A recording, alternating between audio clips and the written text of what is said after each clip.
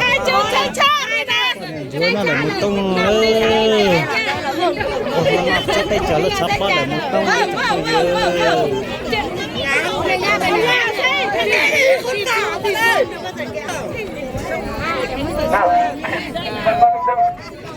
đừng có dám chân nha áo luôn đi hai cha con bà bên này nha cứ dám tí em ơi bà từ nha tháo lên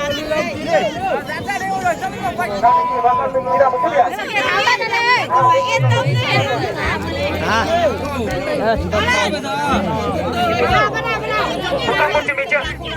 nào chú đi nào đi ra chú đi chú đi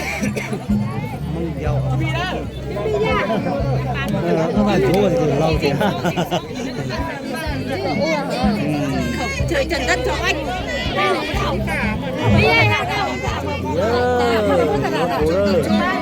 chú ham mong ở so là chỉ một số chú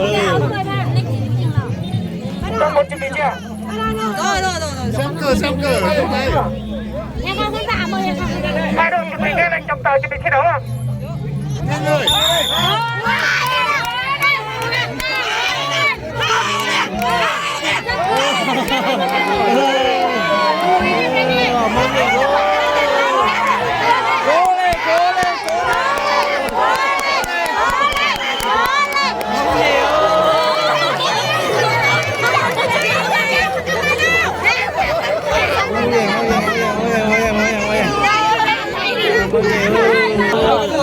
nó sẽ được bóng ăn được sâu là chúng ta bóng chơi đấy Không phải đâu mà. Nó sẽ có tôm gì em rồi nhưng mà để không thôi. Đây là con lùi ra một chút nhỉ. Tận tì vào đâu. Sáng đi hay gì? Trả đây rồi.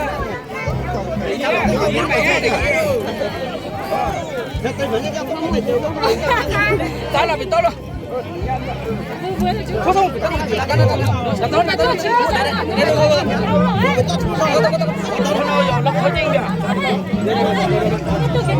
Lấy đây, lấy đây. Đây là fan, lấy đây là được. Cho luôn một cái này vị trí này nó không nguyên đâu. Cái chân chủ chắc vào. thế hả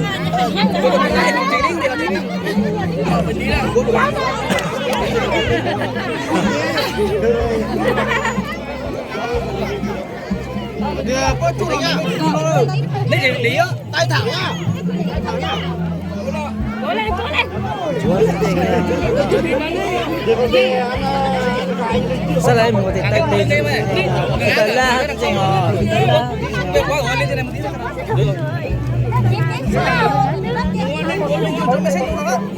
có sẽ chú cái lên đầu Cái tay ra bên này. cho luôn mà đi cho luôn một số đi cho mọi người Nắm bắt được chưa? Đi á, đi. Nắm bắt được chưa? Đi á.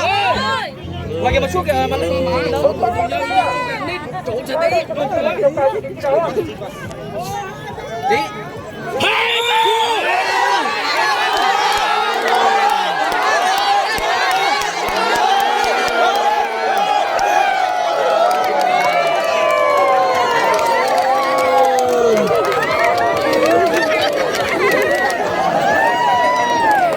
chúa chỉ mong người đó